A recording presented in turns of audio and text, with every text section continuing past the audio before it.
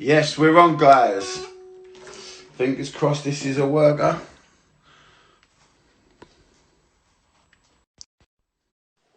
Come on, baby.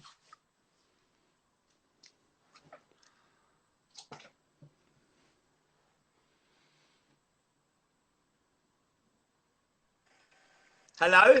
Hey, it's worked. Oh! What's the belt? I got you at the I end. should have done this ages ago. I didn't realise the bloody iPad is so much. It's my phone. It's shit.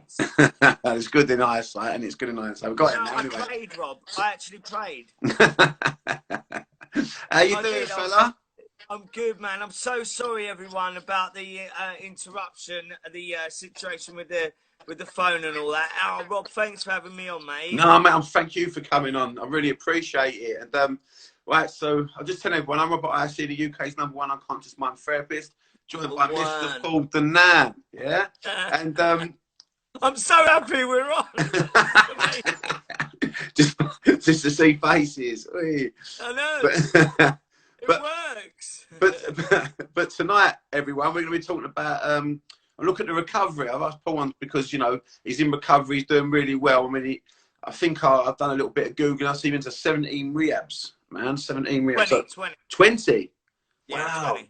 Okay, that's what I'm saying. So you've been, you know the game inside out now, and you finally. Well, I struggled. I struggled a lot, and I found it kind of like, where I kept relapsing and, kept doing it my way, self-will and all that stuff. And I kind of, realised that I can't. There's a lot of things I got to give up, and that's, people, places, and things.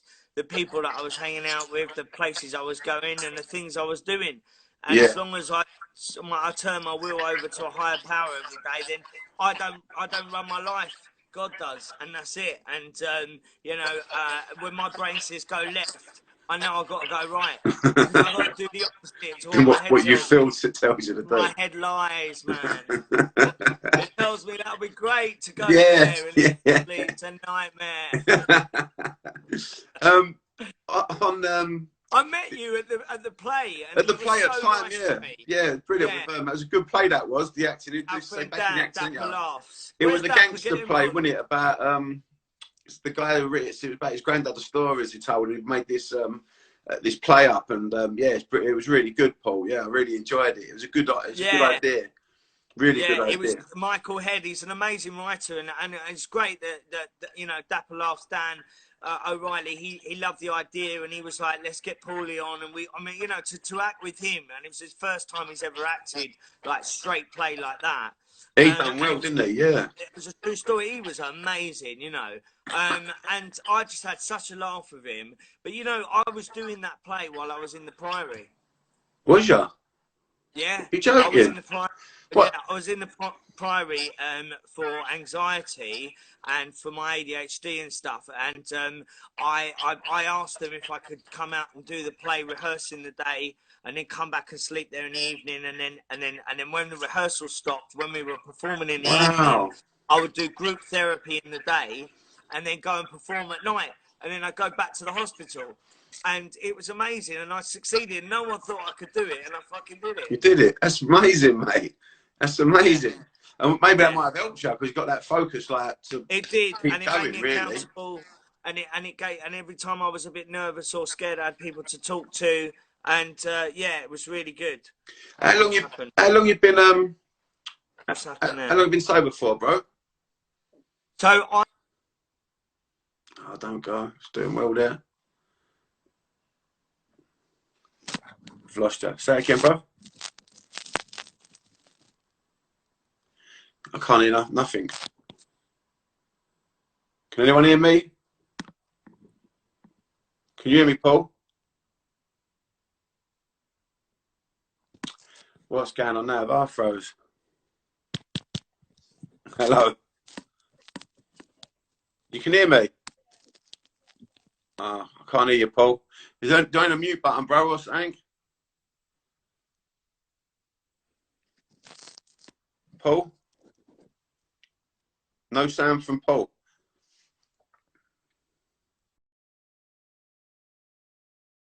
A mute button or something like that, brother, is there? Oh, here we go. He's left. We're getting there. Taking us time. Preston, hello, mate. Get Robbo off here, will you? For God's sake. Here we go.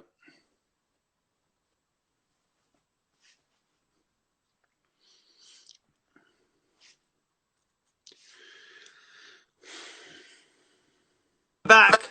Hey, there we go. That's better, mate. That's better. Yeah, I lost you. I was chatting and I lost you. Yeah. So basically, the situation is, I had nearly a year, and then I had a drink, and so now I'm up to nearly 6 months again. So I had a bit of a, I had a couple of weeks off in Christmas, and that's why I had to go and sort it out. But you know, it's scary, man. It's scary when that happens because you know, you don't know how long you're going to be gone for. Really? You just go with this? Yeah, but you don't know, do you? You know, it's the first drink that does the damage. The damage, yeah. You know, and some people don't come back for years. And are people struggling at the moment, bro? Like, do you think a lot of people in lockdown are dropping like flies, and it's sad. And it's really, really sad. And that's why we have to get connected. We have to tap into the meetings, NA, CA, AA. Every day I'm doing meetings. Once a week, I've got my therapist. They're all online, psychiatrist. Huh? They're all online all the time. All online. Everything's Zoom, innit? Zoom, oh, that's good. That's good, isn't it? Yeah, because you get up to 100 people on Zoom, I think, isn't there? So that makes sense. So and sometimes you get 6, 7 people, 15 people. Sometimes you get 50 people. It just depends. But you know, I do the ones that I know, the meetings. I know the people. I know a lot of people. I know I've set up meetings. But you know what? It's beautiful, and all right, it's not the same as being in a room with them. And it's not the same as kind of, you know, being able to give them a hug, because that's what meetings are about. Afterwards, we all give each other a hug, do the serenity prayer. But you know what? Everyone's still there. And it's about kind of not forgetting what the program is. The program is about asking for help. If you're struggling, call someone, ask for help, reach out, open your mouth, take the power out of it. Do you know what I mean? Yeah, that's good. If you keep it in there, no one knows about it. And then it just festers in the washing machine head. You know, I'm doing a thing with that Dame Kelly Holmes, and a couple of weeks' time, doing a Zoom thing. We're live. We're going to put it. I don't know how she's going to do it. She's got some software to put it on Insta at the same time. Yeah. But we're getting men on there to talk. Trying to get like 10 men on there to talk about men not talking. That's the whole idea of it, to try to bring men to talk. Well, because blokes don't tell blokes, do they, that I'm feeling a bit, you know, scared, or I'm feeling a bit. It's not a bloke thing. Well, I feel anxious. Yeah, I feel a bit anxious. It makes you take the piss out of you. And yeah, so men's mental health is massive. Good that you're doing that. I mean, I talk about it on my podcast. I get a lot of people, you know, writing and going, you know, what do men do that can't to open up, you know, because like, you know, it's instilled in you, isn't it, from your dad, like you don't tell anyone if you're always all right, willpower and all that, and it's got man up and stuff, you know, it's bollocks, you know. Yeah, it's true. And nowadays it's amazing the access we have to help. There is a lot of help out there. It's just you've got to find that strength within you. What are you doing at the moment to stay through the day then? What you've done, set a routine podcast. Up, or? Yeah, I get up, I get on my knees, I pray, and then I do my readings, my Just for Today readings, and then I basically go and have some breakfast. I'm living with my folks at the moment, looking after them, and then I basically speak to my producer, and we do an interview for my podcast called Danan the morning after, and we do it every day, and we get guests on, and we talk about, you know, mental health and the arts. So a lot of them, like we had Shane Lynch, Will Mellor, we had, you know, Ben Ofedu from Fats and Small, we had Ant from Blue, we've got this week Sean Williamson, Barry from EastEnders, Katie Price, all these people that have been through mental health stuff, and they come on and we just have a chat, you know. Oh, that's good. And we talk about, you know, Shane Lynch opened up about, you know, how it was so tough being in lockdown with his missus when he's usually on tour. He couldn't handle it, so he's had to move out. You know, really? You know what he's done? He's gone and asked for help because he knows that he needs to talk about this stuff. And now he's getting counselling, and you know, and it's amazing. Because I say, like, as I work with a mind, and I say 98% of my clients will be women, because men don't talk. And I mean, if you go to America, whenever I go to LA or something, everyone's got a life coach. Everyone's got a therapy. Like they're like 20 years in front of us, really, out there, you know. And we need to break that, you know, that thing that men can't talk and men shouldn't talk. You know what I mean? We should definitely not be open. worried. And ask our friends if they're okay, and if they say yeah, I'm okay, ask them again, because Yeah. you know, if you see that post of all the people that have killed You themselves, can and they're tell. all smiling. You can tell when your mate's a bit offish and something's wrong. Like I've got a friend of mine. I'll be honest right now. I'm so close with him, but I know something's going on with him, and he just won't open up. And it's really hard. So he doesn't return my calls. I'm like, "What's going on, man?" And he's like, "No, I'm fine. I'm all right." But I know there's more You than can that. tell. Maybe I'm not the guy he wants to open up to, but there's got to be someone, you know. And they've got to want to at least open up, haven't they, They've at got to some make the point. first move. You've got to make the first move. I work. I'm an ambassador for Nutritious Minds, and we're doing a men's mental health talk. It was meant to be in May or something, or June, but once we get out of here, we're going to do it, and I'll invite you along, Rob, and anyone. Oh, sweet, yeah, lovely. I'll have some. Nutritious Minds, they do a lot of good stuff. But you know what you're doing every day is brilliant, mate. You should be proud of yourself. Thank you, mate. Yeah, just trying to get people to start. The idea of these lives is to make people think about the future, because it's hard when you're stuck in and you can't see yourself at work. You've got all these goals you had, and they've all been, all your holidays and dreams are crushed. People will stop thinking of the future, and if you don't see a future, a happy future or a goal, you're going to get depressed, because if you can't see a future, your thoughts are in the here and now. We know fuck all's going on indoors, and except for the bad things on the news and people moaning, then you start looking back at the past, and you know we're going to start going back into these negative thought patterns. And I always say the past is depression, the future is anxiety. So it's about being in the now, mindfulness. And if I'm in the now, in the moment. Yes, definitely, especially for when you're in. See, it works differently for different things. See what people do with the mind. I generalize it a lot now. In this moment, definitely, you want to be in the here and now. In recovery, you want to be in the here and now, yeah. And in that area of your life, yeah, each day as it comes. That's correct. One day at a time. But then don't generalize that, because the thing is, future isn't anxiety. Future, I'll tell you what anxiety. Let me tell you what it is. It is the future thought. And look, let me say what it is. If you take a bad past experience, let's say if someone's been mugged on a bus, yeah, and next time they see a bus, they get anxiety and they go, "I'm going to get on that bus." So it is like a future thought, but really it's from a learning from the past. And if someone's anxiety is, you've seen people with coronavirus or things like that at the moment, and people are thinking about them and their family getting it, and then they start focusing, then they start visualizing that in the future. That's anxiety. So it ain't where people get confused. Yeah, it is a future thought, but it's taking a past learning and throwing it in the future as if it's going to happen to you, or as if it's going to happen again. So it's not real. So, but when I say future thoughts, I mean designed future thoughts. I'm on about what you need to have your here and now thoughts, no doubt about it. You've got to center yourself. But once you get to that place where you feel centered and things are good, you still need to like visualize your goals, your outcomes, like yourself, your acting, your next, your next thing you want to go and learn, and helping people, and it gives you something to move forward to, and you're happy doing this because you're moving forward. But the minute you stop moving forward, and I think in this time, people are struggling because they can't see a future. So, I spoke to people I've been speaking to, like Damon Kelly, she spoke about routine, and I thought, it's true at the moment. A little routine don't hurt you. Going for a little walk, change to pass the day, because nothing's going to change out there. It's happening, It's there. It ain't going to be forever, but while it's there, it's no good keep But you know what you're saying is 100%, because I'm not with my little boy at the moment. He's 4 years old. And I can't see him. I've not seen him for 7 weeks. And I speak to him on FaceTime and he doesn't love it. So I have to do what you're saying. I have to make him think of the future when he is going to see it. When he is going to be with me, when we're going to go on holiday together, when we're actually going to have all these great times. Because if he keeps thinking about, well, I can't see you, what's going on, and be all like, worried about the now, he needs to imagine that it's all going to be all right. And we are going to go away, and we are going to be together, and we are going to have great times. Just hold on for a little bit longer. That's exactly it. Good words there, Paul. Because that is it. Like, we will have holidays again. He's 4. Like, how do 4-year-olds understand fucking Corona? Yeah. I know. Yeah. It's true, isn't it? How are you going to get that into them? It's really hard for them. Yeah, it's true. What do kids think of this illness? All he knows is it's the big bad bug, and he can't come and see me. But in his mind, he thinks that's rejection or something. He might not.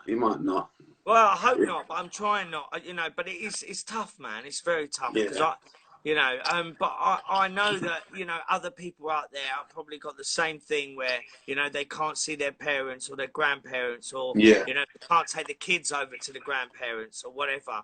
You know, he's missing my mum and dad. You know, I'm with my Mm. mum and dad, and he's thinking, well, how are you so lucky to be with them? Why can't I come and see them? They're like his Yeah, he parents. can't, and they can't figure it out. He ain't got yeah, it's the same, isn't it? This stuff is mad, but when you keep seeing 800, 1,000 people dying each day, you know it's serious.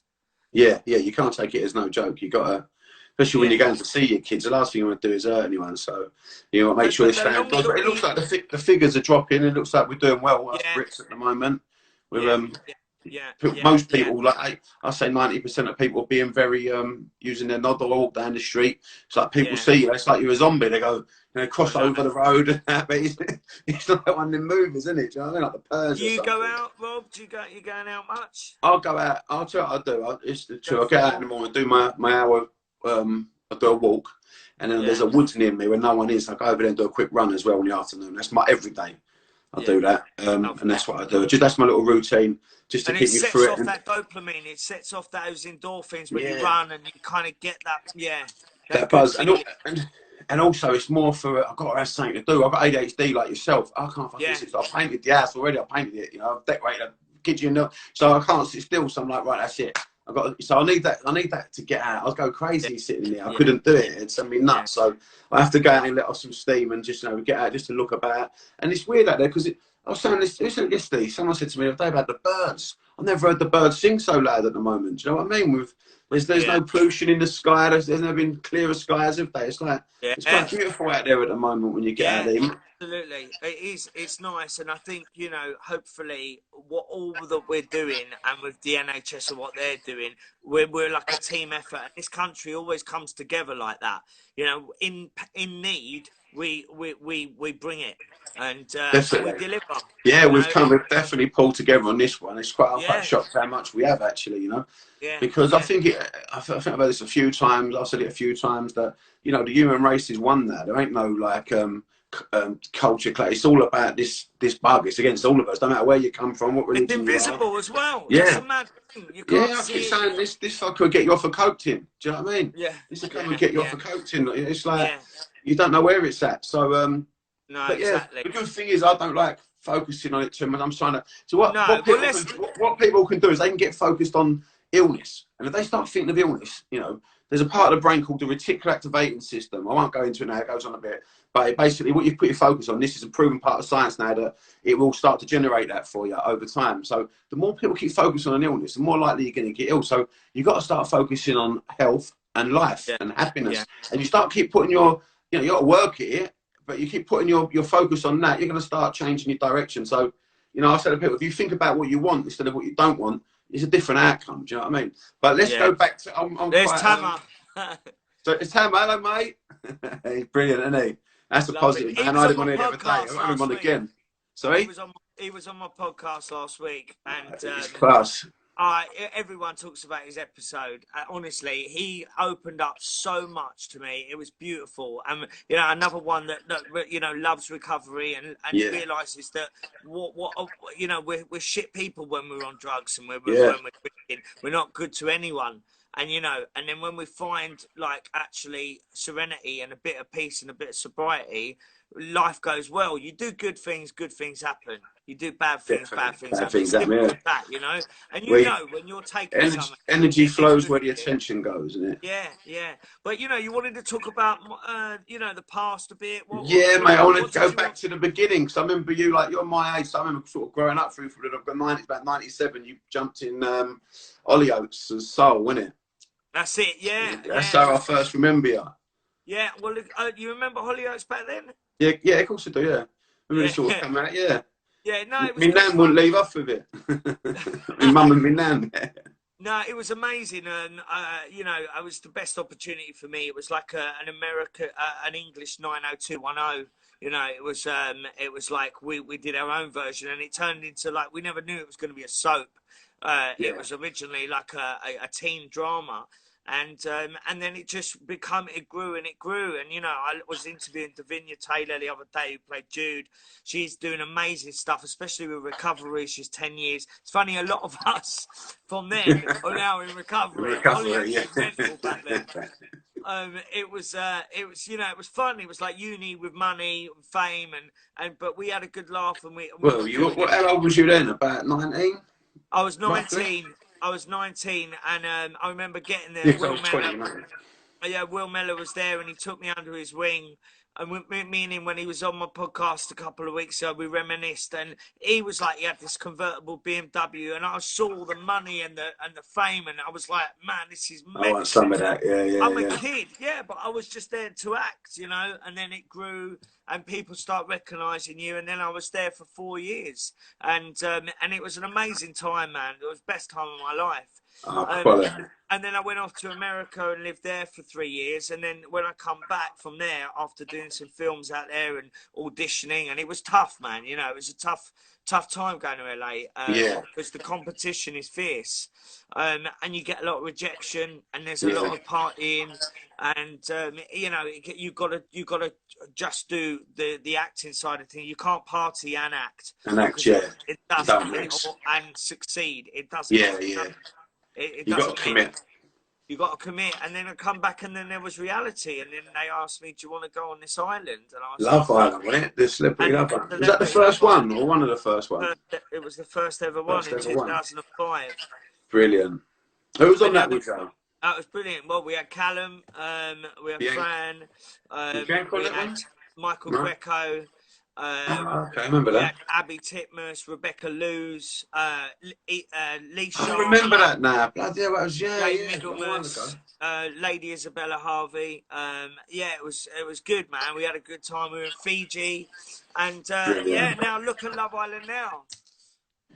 All different, isn't it now? Yeah, but it's Celebrity Love Island. No, it's took right off, though, isn't it? Show your abs and your boobs, Love Island. Look at his Sam a lot. I don't know about that, chaps. I managed to act, party, and kill it, baby. He did. He got away with it. He's the governor, though, isn't he? Yeah, you fucker. No, listen. We all had our journey, Tam. You know, but no, Tama was never going to go into reality. Actually, delivered my best performance. He's drunk. because you had to play drunk, you know. That's the thing, you know, and that's the thing as well. It's a really good point. Some people really can get away with it, and some people, you know, don't do their best when they're using. Like when I was using drugs and then going to auditions, I found it really difficult the next day. You know, I wasn't high. But I wasn't feeling my best. And when you're not on your game, and there's competition in Hollywood, and there's a lot of big actors, you're not gonna get it because you're not at your best. And peak performance. You're really, really knuckling down and being straight as an arrow and being the best of the best you can be. And I think when you're young and you're in your 20s, early 20s, it's difficult, especially when you're on your own out there. And, you know, but listen, I don't, you know, I look at it now, and I know I'll go back out there, and I'm stronger now. And, you know, my journey's my journey, man. Good man. And how did you find the Big Brother house? Because that's quite a nut house, isn't it? They put in all the I was glad to do Celebrity Big Brother because I think it showed a different me, even though I was a little bit wacky in there as well. You got to meet the TV show, you know, and Big Brother's a massive, you know, it's a huge national treasure. I hope that they bring Celebrity Big Brother back on. I loved it. For me, it was easy because I'd been in treatment so much, you know, lockdown. Like we were in a house. Everyone was like, "Oh my God, there's nowhere to go. We've got no phones, no, you know, no nothing." And I was like, "This is." You was trained up like you'd done a 9 stretch or something, like do you standing on my head.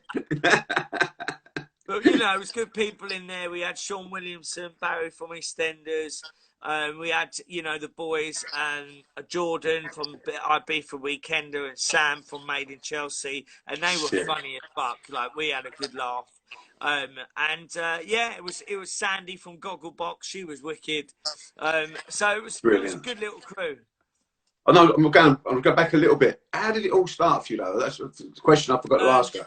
How did it start? Well, How did you actually get into it? What was it? Was it Brit when School, I anything like was that? Or?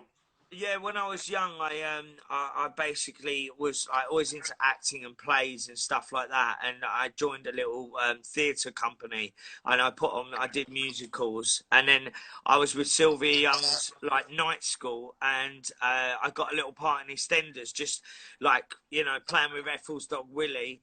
And going around the square on a bike, and then that was at like 11, and then 13 I went and done it again as a clubber, Yeah. took ecstasy, and at the end I got the dum dum dum. Dum, dum. Um, Oh, brilliant. yeah, I was only a walk on, but I got right in the shot, and it was right on me at the end, like off my tins of Yeah. ecstasy pill, because it was the whole Leah Betts thing. Leah Betts, Um, that's it. I remember that. and Yeah, 98, and then 96. from that I got the bug, man, and I was like, this is what I really want to do. So I went to normal school. Then after my GCSEs, I went to Italia Conti, which I got in there, which was a big drama school, and I did Quality. a degree in performing arts. And when I left there, I got with Sylvia Young's adult agency. Oh, And okay. within 6 months, I got an audition for Hollyoaks, and it was tough, man. There was like, about 2,000 kids going for the part of Soul, and it was like elimination all day, and and Wow. then in the end they were like, you had to do improvisation in front of Phil Redman, who was like the guy that devised Grange Hill and Wow. Brookside. So the Um, pressure's on you.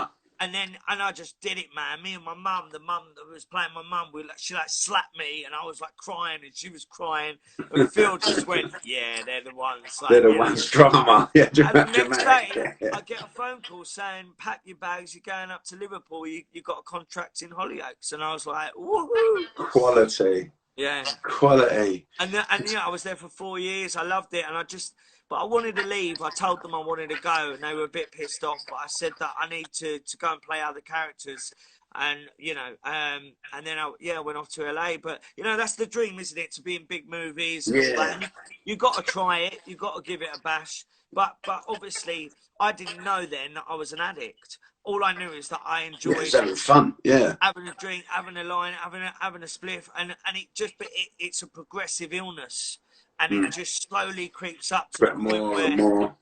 you get to that invisible line, and once you cross that, there's no going back. You Back. use hard, Yeah. and when you use hard, you can't be the person that You are. Yeah. you want to be. Yeah. And then you're And it's chasing tough. it. And then you chasing it, and it ain't working, and you're getting in the way, and your life becomes unmanageable, and you're missing things, you're late for things, and then you're looking skinny and shitty, and it's just horrible. It's the devil, and then it's like, right, I need help. I need to go to rehab, and after Celebrity Love Island, the first one, I put my hands up and I said I need to go. Quality. And Quality, though. Well, at least you knew. Well, yeah, I had enough. It takes guts, doesn't it? I was sick and tired of being sick and tired. Fair enough. That takes a lot of guts. And how was your first experience? Was that quite scary? Was it? It was scary. It was a place called Clouds where Robbie Williams, when he wrote Angels there. So I thought, I'll go there. If he wrote Angels there, yeah, it's got to be saying.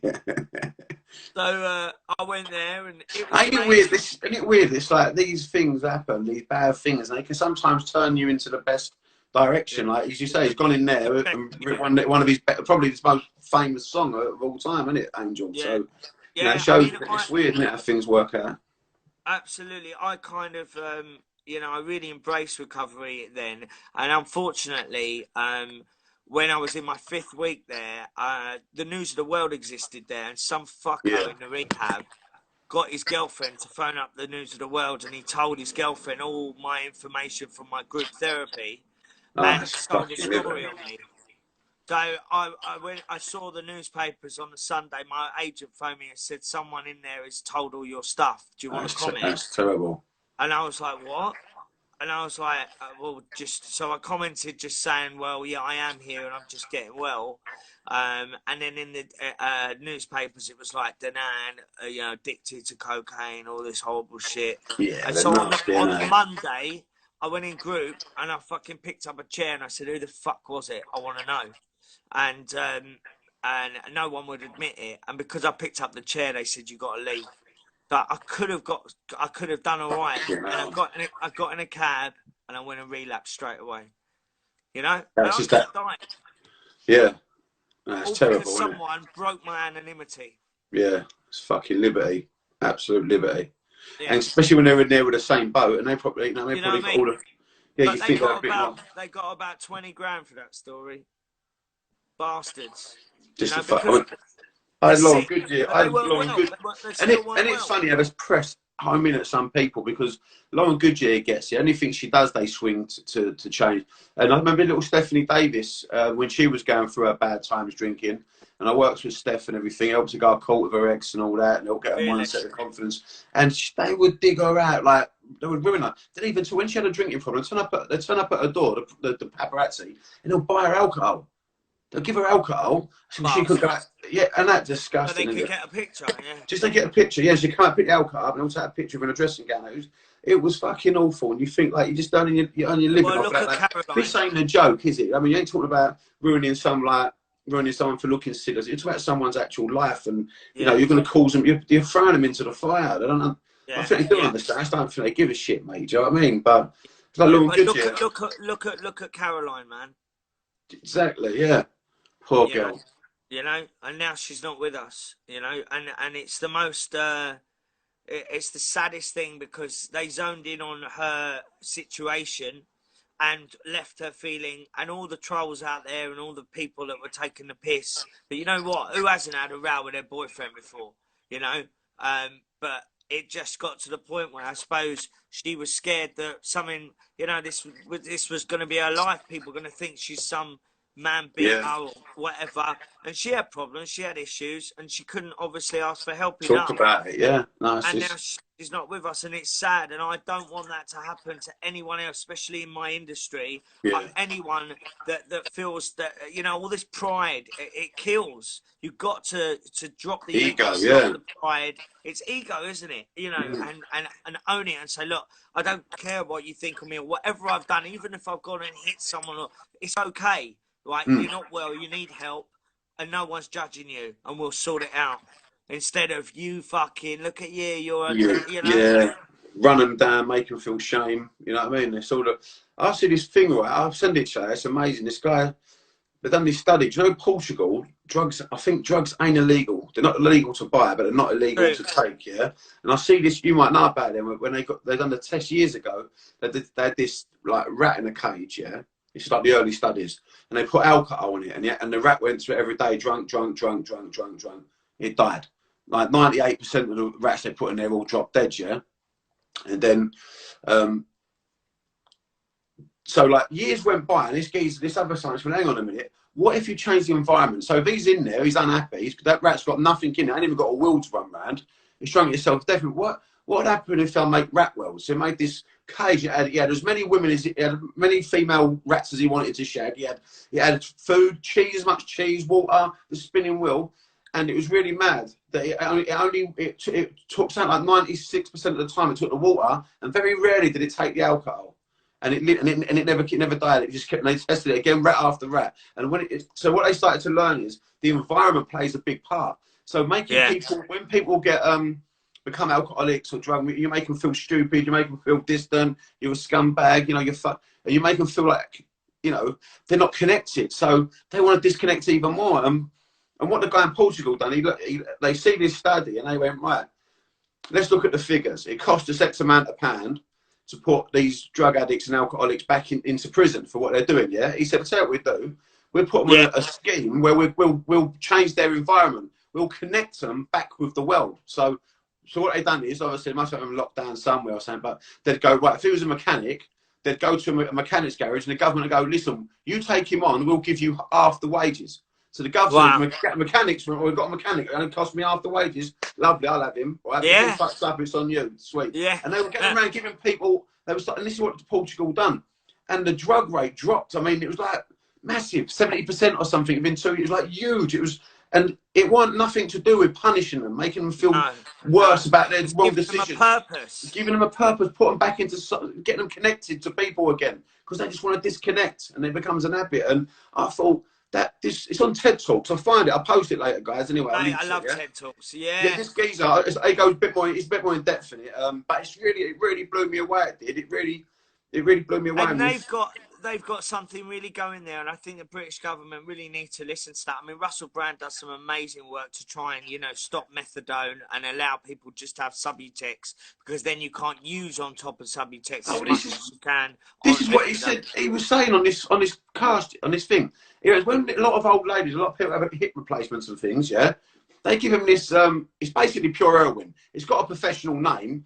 Do Max's Olsey, they've got those big long lines. I don't know what it's called, but he said this painkiller is the best. It's pure heroin basically. It's like the government pure grade heroin, and you don't even know that's what it is they're giving in you. Yeah, he said so. Loads of people in this audience, he goes, could be tested with heroin at the moment. You don't even know you're taking it, but it's the pure grade heroin. Yeah, and he said they don't get symptoms, they don't get withdrawals because they go back to their environment. And they don't. They just, they do the. Most drugs gate system is 72 hours, isn't it? Like the proper gate system, even though it's laying about, but 72 hours you're back to normal out of the cold turkey. He says, the time they come out of hospital, they go back in their environment. They don't start looking for a dealer, ringing up dealers. These old ladies, because they don't know what they're taking. So they just adapt straight back into their environment, and there ain't no cravings or urges. So they're studying this as well. Wow. It shows you about. It's really talking about the environment, how much it really plays a true part. Well, that's what I said at the beginning of this chat. It's people, places, and things. Now, if I go to wet places like clubs, bars too much, and I hang around them too often, I'm going to end up having a drink. If I'm in a barber shop long enough, I'm going to get a haircut. Haircut, yeah. You understand what I'm saying? So if I hang in a bar long enough, I'm going to end up with a drink. If I hang around at the crack house or the dealer's house or wherever, I'm going to end up doing a line or smoking a joint or wherever. I'm going to end up. So I've got to be careful where I go and who I hang with and the thing. You've definitely got to look after you. You know what I mean? First, in that point, because I've met people come to me and they go, they come out of rehab, they do this stuff, and they'll go and still go back to their mate who's still on crack. I go, what are you doing? I know, but he's my pal. He's had my back. I said, he ain't your mate ways on that because he could. I know he won't rob off me. I said, are you fucking delusional? Everyone you should know. You robbed off your mum. Do you know what I mean? So you don't think he's gonna rob off for you? But they're fucking delusional, aren't they? Some of these guys, But you've got to make that change sometimes when you're at that level. You've got to separate and make a new environment. And you can go back years later and put your hand out to help them. Once you're, I always heard this story. Someone's saying there, right? Someone's just said you have to remove yourself from the area. You do have to remove yourself from the place. They're right, NTK 1981, right? But you know what? I don't agree with what I've tried to do is geographicals. Oh, it's where I live, or I need to go to another country, because you know who goes with me? Me. Yeah. Yes, right. You're going to bump into the same people. I take myself with me. So it's about not thinking that I've got to move away or anything, but just changing the environment you live in. Yeah, if I'm in a situation where I feel like, oh my God, there's too much drink or drugs around, I'll go and I'll leave and I'll go, see you later, boys. Yeah. Because and always have someone with me that's in recovery that understands me, understands my situation, that can be there like, come on, Paul, let's go. Yeah. So it's about it's about having a wingman, and also knowing when to leave. Yeah, that's class. Yeah. And I think if it's someone's birthday, go and say happy birthday, take a present, whatever. But if they're drinking and using and you don't want to be around that, say, look, I'm going to go now. Thanks very much. It's not rude. You're saving your life. That's it. And I learned this. I heard this story years ago. Probably, I don't know if you've heard it, but it was about you're on an aeroplane, and if the oxygen cabin runs out, if the oxygen. Someone's saying, but you end up on your own doing a bag, right? So you'll move from the area, then you'll go home and you'll think about it and you'll do it on your own. And I get that. I've done that as well. But you know what? You've got to have a sponsor. You've got to reach out and ask for help and say to the person, I'm feeling wobbly. I'm feeling like I'm going to use, or I'm feeling like it's on me. And you have to take the power out of it and share it with someone. Give it to someone to take. And maybe have them with you and stay the night with you if you need to be babysat. It's life or death, this stuff. So they're saying, oh yeah, but you go home and you're bored and you're on your own and then you get something. Well, that's where the recovery and the program works. And that's how we have to have a sponsor. We have to work the steps, and we have to have lots of people in our WhatsApp or whatever that we can call, that we can talk to, even if they can't come round. You've got to own it and do your bit, which is to say, I'm feeling like I want to use, and share it. Because if you keep it Yeah. in there, you're going to end up phoning the wrong person, and it'll be the dealer. Sorry Paul, to can I get interrupt you you, on? Rob.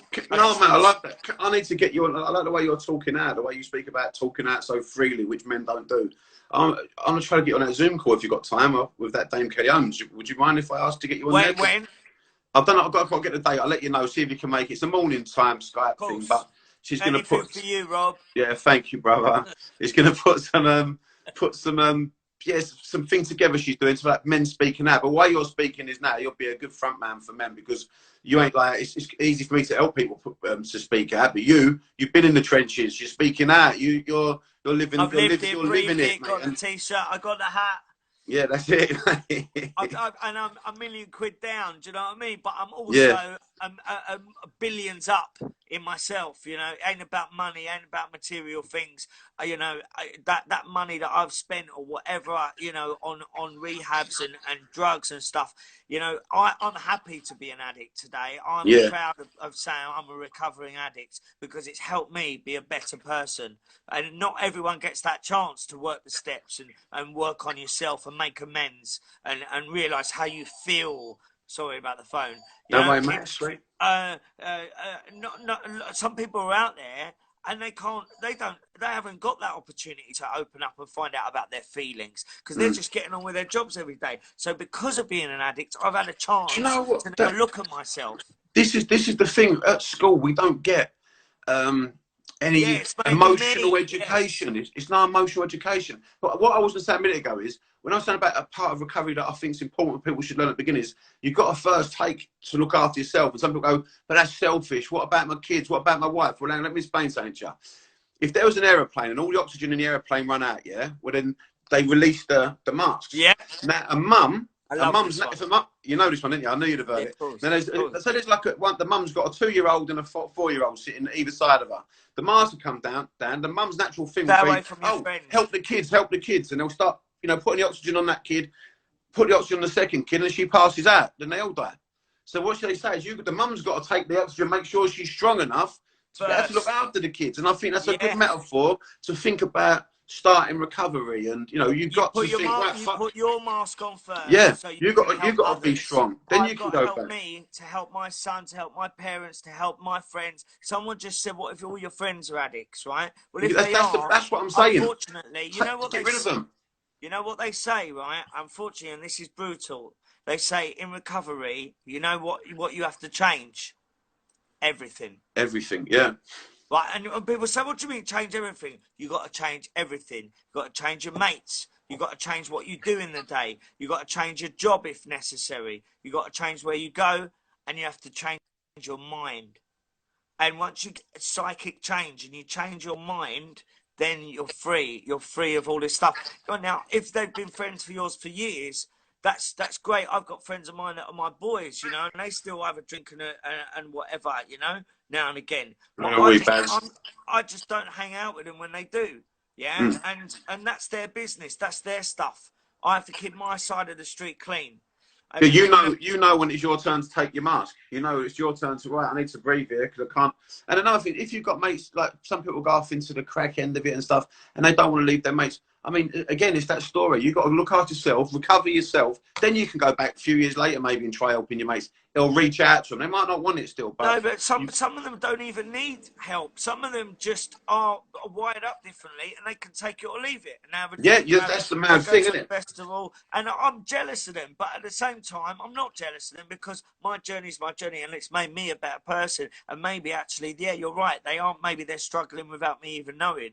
But some people can have a drink and have a couple of glasses of wine and leave it. And then leave it. Put it down. I'm drinking the whole bottle. And yours and hers. They say that you've got two types. One you can have a drink and leave it. And I see some other studies. I don't make this means anything to you or not, but I see a study when a lot of, not all of it, but like 8% of people's drinking habits have come from their childhood by watching their parents. So, like, for instance, they've done a study where there was like parents that would have had a glass of wine with a dinner. They had one glass each, put that glass on the side, and that would have been it for the night. Yeah, so half a bottle, one glass each, that was it.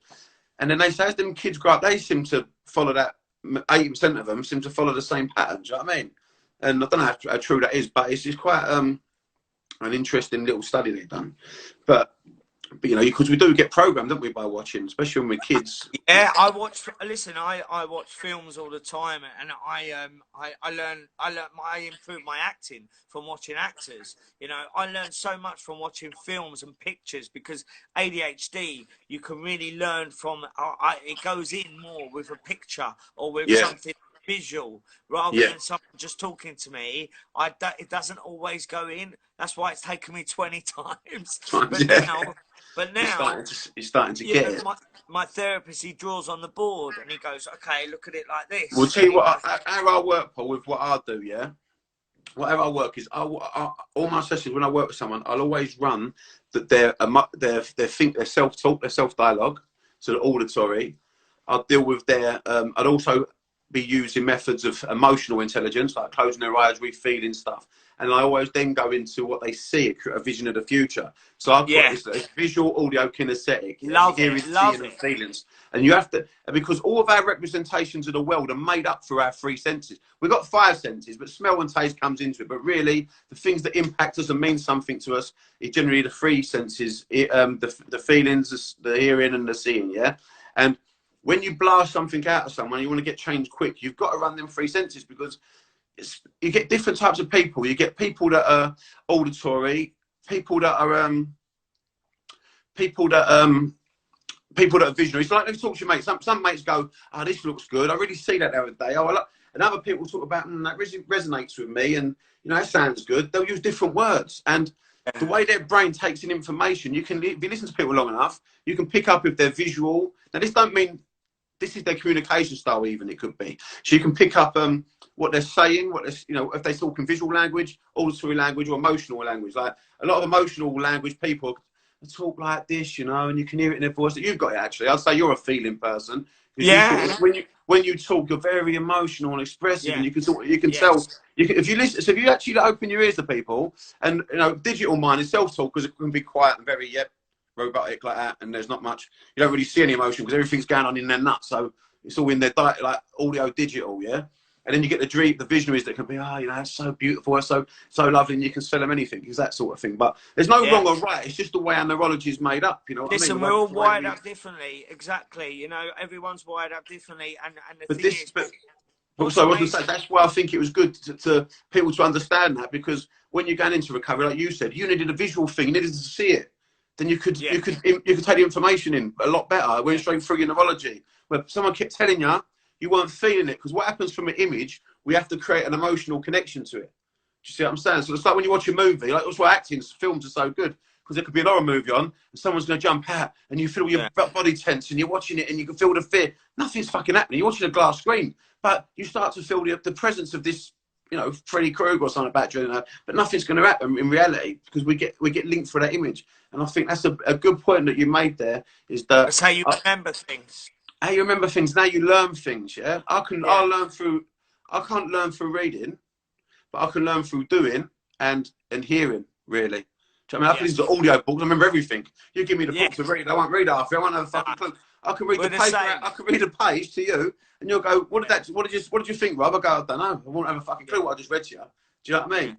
Yeah, we're the same, mate. I mean, the great thing about, I think when I first realised that I was an addict is, and I felt that I was alone the whole time. But when I went to a meeting and I heard other people's stories, I realised that, there's so many other people that feel and have exactly what I have. And when you can connect to other people that really relate to you, like I relate to what you just said, you suddenly don't feel alone anymore, and it's amazing, and then you start to get better. This is why I know you don't know much about what I do, but this is why I'm really giving it to like a lot of counsellors at the minute. Not saying they're all bad. I'm saying they're good at understanding the reasons why people process a certain way. It's good for understanding criminal psychology, a lot of psychotherapy. But when it comes to change, most psychotherapists, don't say all of them, they're very academic. they ain't got a lot of emotional intelligence. They're like a fucking GP or something. You know, they end up being a lot of digital people. The more academic someone is, generally, not generalising, but 80%, they're not their emotional intelligence. So they're more like, that goes in that box. That's how the rules work. This is how that goes. And I think what we've got to learn is a lot of therapy now is a lot more about the future instead of keep fucking going on about the past and why you're doing it. We've got to put more emphasis on how beautiful your future is going to look, how it's going to be as well. But yeah, I mean, that's where I'm going with it, is taking people to what they want, not what they don't want. Good for you, man. So what else was said, the emotional intelligence, that's what we need to kick in. We need to start closing people's eyes, visualizing a future goal, yeah, and letting that emotion run through your body as if it's already happening. You can open your eyes, you know it ain't real. You're still a fucking addict. You're still who you are. But you can shut people off just for a minute. Anyone can do it. You can close your eyes. Imagine what it'd be like if you was what you ain't now and what you are in the future. Or you know, if you ain't got no money, what's it like to own that house? And just imagine, daydream. And they get knocked out of us at school, which is bollocks. So, especially for people like me and you, when you've got ADHD, you're told that you're stupid. You're told that my teacher said I never amount to nothing. I got told. I got made to feel like an idiot. ADHD, you're disruptive, and you can't focus. Load of bollocks. We can focus. This is what pisses me off because I've really studied it now. And the point is with ADHD is we can't focus on things we don't give a fuck about or we can't feel. So the teacher's talking about something in a class, and I remember sitting there because I used to get in trouble for not doing well, and I used to really try to learn. But it go one ear and go straight out the fucking other, Paul. Yeah? And I'd really try to learn. I couldn't hold it. If he spoke about Muhammad Ali or something in the Second World War when my granddad was, or something that I could visionary, been through a lot. And yeah, I think it's going to be an absolute belter tomorrow night with that one as well. But for now, thank you very much, Paul. As I'm in the mood for the 90s now with a guitar, I might as well drive you all fucking mental and do a little tune, eh? Any request? Same for the 90s. See, that sounds a bit off there.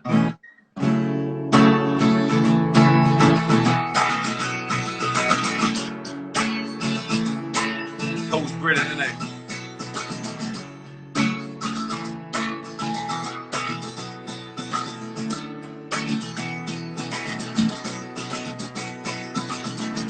Today is gonna be the day that they're gonna throw it back to you. By now, you should have somehow realized what you got to do.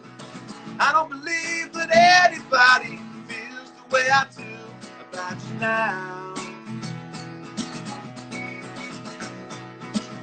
Backbeat, the word is on the street, the fight when your heart is out. I'm sure you heard it all before, but you never really had it down. I don't believe that anybody feels the way I do about you now. And all the roads we have to walk are winding, and all the lies that lead us there are blinding. There are many things that I would like to say to you, but I don't know how. Come on, everyone. Maybe you're gonna be the one that saves me. And after all, you're my wonderwall. 1, 2, 3 into the 4. Doggy doggle, Dr. Dre is at your door, ready to make an entrance. Now back on up, cause you know we're gonna rip shit up. Give me the microphone first so I can bust like a bubble. Come to the long beach together, now you know you in trouble. You ain't nothing but a G-thing, baby. Death row, bitches going crazy. Death row is the label that pays me. Uncredible, unfadable, so please don't try to fade this. Back to the nature at hand. Perfection is perfection, so I let them understand from a young D perspective. And before me thinking a bitch, you had to use a contraceptive. You never know you should be earning a man or learning a man. That power is. Hi everyone, I got ruined the other night. Thank you very much. The other night, I was on my Wayne Lineker, dug out his dapper. I had dapper on the